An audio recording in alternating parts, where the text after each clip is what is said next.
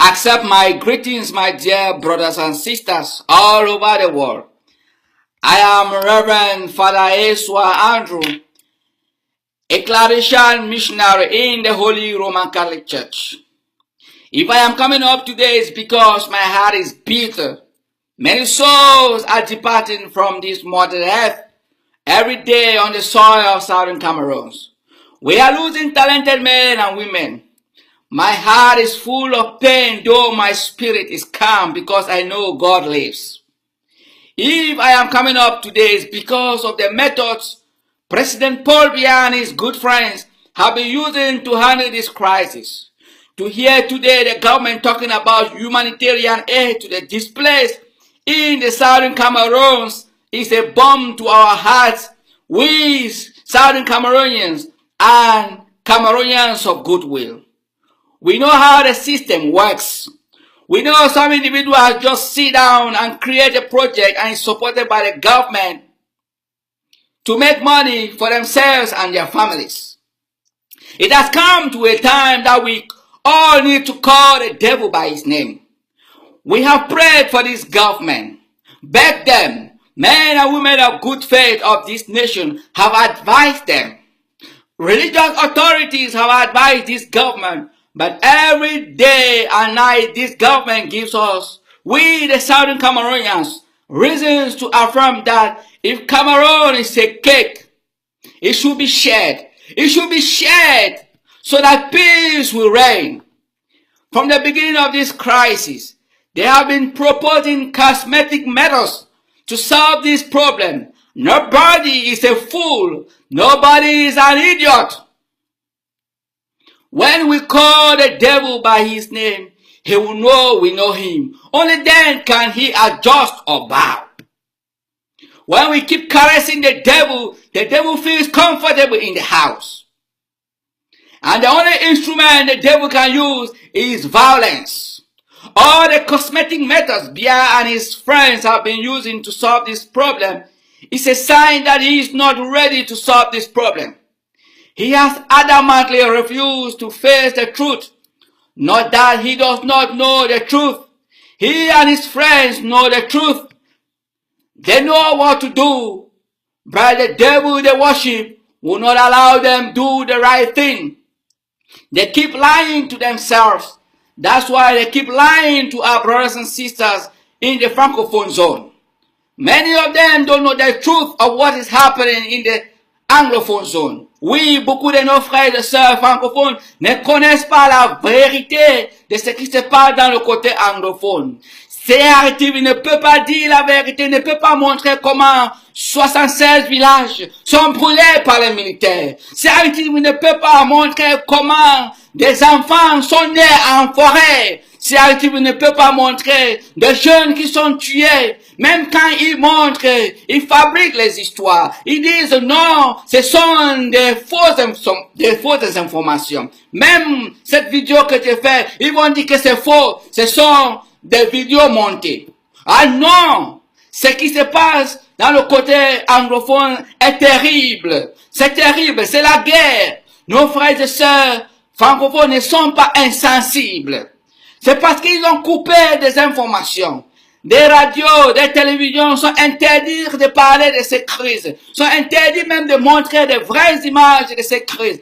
Et c'est pour cela que certains frères et sœurs anglophones pensent que les francophones sont contre eux. Non, les francophones ne sont pas contre vous. Certains qui sont ignorants, c'est eux qui sont en train de mettre le feu dans ces crises en supportant le gouvernement.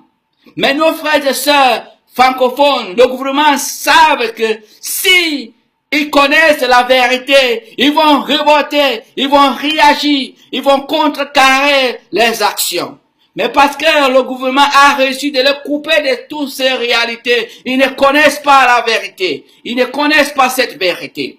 Que les frères et sœurs anglophones sont en train d'être tués, éliminés sur cette terre. Et même les enfants francophones sont envoyés là-bas comme des militaires pour aller mourir, pour aller faire face à la guerre, une guerre qui n'a pas de sens. Parce que le savoir-vivre ensemble est dérouté. Où sont des hommes et des femmes de bonne volonté de côté francophone pour se lever, pour contrecarrer ce gouvernement avec ses méthodes diaboliques qu'il utilise pour que cette crise ne là où ça se trouve, n'a même pas la paix, pour qu'il n'y ait pas la paix au Cameroun. Where are they, men and women of goodwill in this country, especially the Southern Cameroonians? Where are they? Where are they to rise up and organize themselves and defeat this power of darkness that is looming the air in Southern Cameroon, sucking the blood of our children? Where are you people? Why do you keep silent in the midst of genocide going on your own soil? More than 76 villages burned down, thousands displaced, many in prisons, many in Nigeria. Your own brothers and sisters are chased from their houses to the bushes, and you keep silent and watch.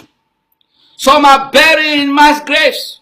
Some give birth in bushes. I watched the image of the young lady that gave birth in the bush, a bouncing baby boy. What would this child say when he grows up? That my mother gave birth to me in the bush because President Pobia and his friends chased them from our house. Is that what a child would say? Is that a good history? Why do you keep silent? Why? Why do you allow selfish, demonic individuals that have sold their sorrows to the devil jeopardize the future of our children? When hundreds of civilians were killed, thousands jailed, thousands went to Nigeria, thousands displaced, the president ignored in his end of year speech, and when 6 gendarmes were killed, he declared war. Don't you see that that is where his heart lies? Don't you see that that is where his heart lies? Don't you see that he is interested in his personal security? He declared the war and gave order for indiscriminate shooting by his protectors, the armed forces. We all are victims, either we like it or not. We are all not safe. For many years now, while fighting Boko Haram in the north of Cameroon, we have never heard of the military burning down any village. Are we blind to see it clearly that it is a war against us all Southern Cameroonians? Even the Anglophones working in Cameroon government, in their spirits, they know they are all prime suspects. Our children have been radicalized and they have picked up arms, something I have never thought of. All this because when they were silent, peaceful, they were killed. Now they have chosen to live or die by the gun. Violence has never solved the problem, but they are left with no option. What a pity! What a pity! What a society we are building before our own eyes. Today, they retaliate by killing the military men and women. These military men and women are also our children. These young men and women who have a future and want to enjoy life like others. Though they are military men, they want to enjoy life like others. They were not born to kill. Many of them have never dreamt of killing their own friends. Today, they find themselves in a situation whereby they have no option. They have no option than to do what they are doing. For those in the Cameroon military, I want to say to you, say to yourselves, why are you fighting a senseless war? Why do you defend some selfish individual whose main objective is to use you and accumulate wealth for their family and children? Why can't you change the game? Your generation still has a future. Your generation still has hope.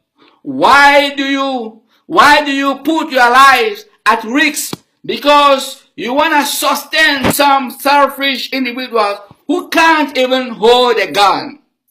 Some individuals who sit in their offices and send you to the bushes to go and hunt your own brothers and sisters. You enter the military not to kill your brothers and sisters. You enter the military to defend your brothers and sisters. What has happened to your souls? Don't you have heart again? Don't you have pity for your families who have suffered for years to bring you up only to lose you in a useless, senseless war? Comment nos frères francophones qui sont dans l'armée, comment vous vous sentez devant cette guerre qui n'a pas de sens? Réfléchissez encore, regardez-vous encore, posez-vous encore des questions. Pourquoi moi j'ai pas tué mes frères et sœurs? Pourquoi pas changer ce jeu? Pourquoi pas se mobiliser et changer ce jeu? Votre vie est précieuse, vous êtes encore jeune et vous êtes en train de défendre ceux qui ont déjà fait leur vie. Ils ont déjà fait leur vie. Ils ont déjà accumulé assez d'argent pour leur famille, pour eux-mêmes. Et vous êtes en train de mettre vos vies en danger.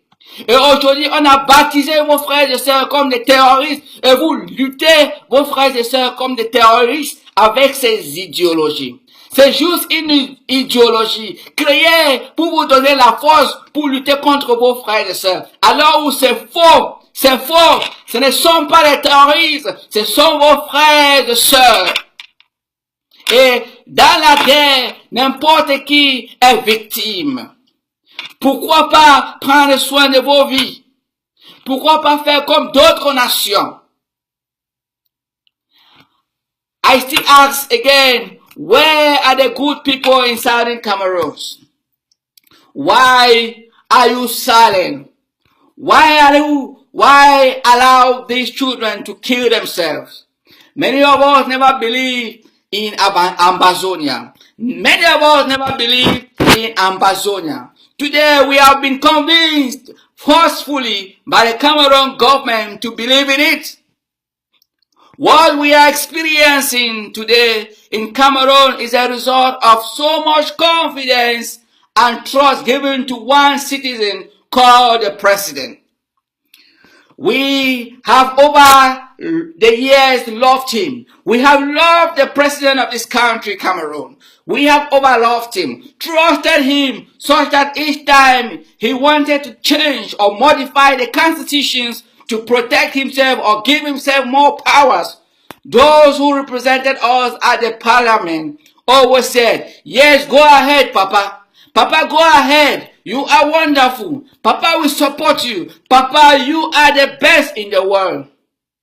He has changed the constitutions such that he is not walking out of law today. He is walking within the law. He has the power to decide who is supposed to die and who is supposed to live according to the constitution. Even you, the makers of laws. You all have made yourselves little puppets in his hand. Look at how he treated our own brothers, Justice Aya. His friend Chiruma Bakari, in one of his press conferences, said, Pobia is like God who shares the sun wherever he wants it to shine. And George Ewane compared him to Jesus Christ, the Savior. Can't you people see? Can't you people see at the spiritual realm where these souls are being captured and kept, and they praise this our own brother who is called the president of the country? What have we not seen? And the worst is still ahead of us. If men and women of goodwill do not wake up from their slumbers and knock all the doors that can come to the aid of the poor who have become the real victims. The hour has come where we are hearing and seeing blood for blood, wickedness for wickedness, sword for sword, fire for fire. For how long will this hatred and anger be quenched so that peace will reign. For the Southern Cameroonians, elites, President Paul Biya and his friends, you might think I am making a noise, but very soon you shall begin to look for where to hide your heads. Very soon you will begin to look for where to hide your heads. Very soon. Full of shame and disgrace. You shall regret it, and your children will regret it. The earlier you change, the better for you. Your names will be written under the archives of the wicked. In the history of Cameroon, each generation to come will remember your wickedness. Their children will never like to hear about your names. Each generation to come will remember your wickedness. Your names will provoke anger in their souls. Generations to come will never like to name their children Chiruma, Atanganji, Musonge, Yan Philemon, Paul Biya, Belinga Iboto, Laurent Esso, Ngole, Patrick Ekema, Okara Bila, Elele Afri, to name just a few. You all know yourselves. The world has seen all your colors. You might deceive yourselves, saying you are defending the nation, but you will never deceive your consciences because you don't have total control over it. God has total control over your consciences. How long shall we continue to sit and watch our children being killed? How long? Our children jailed, our parents suffer in the bushes and in Nigeria. Followers of peace from the Southern Cameroons and Francophone Cameroons, how long shall you stay silent? How long? When shall you use your power and talent God has given you to decry and cry for the voiceless? How long will you sit and see how your people are massacred? How long will you sit and watch hatred being planted among the Anglophones and Francophones by some group of satanic individuals hiding under the shelter of the government? The gap between the Francophones and the Anglophones is widening every day because of hatred. Hatred is a time bomb, and that bomb must explode. It is just a matter of time. Why do you remain silent? To lie to oneself is a sin against one's spirit. Yes, to lie to oneself is a sin against one's spirit. The government continues to lie to itself by using cosmetic methods to solve this crisis. I want to say to them again that this time around it will not work. They have done this many years past using barbaric, violent methods to erase all those who spoke about this very crisis. But I want to tell them that God prepared this generation to confront them, to challenge them, and if they do not withdraw and rethink to face the truth, they shall be dethroned by God in a very disgraceful way. God do not abandon the oppressed. God says in Psalm 37, do not be provoked by evildoers. Do not envy those who do wrong. Like grass, they wither quickly.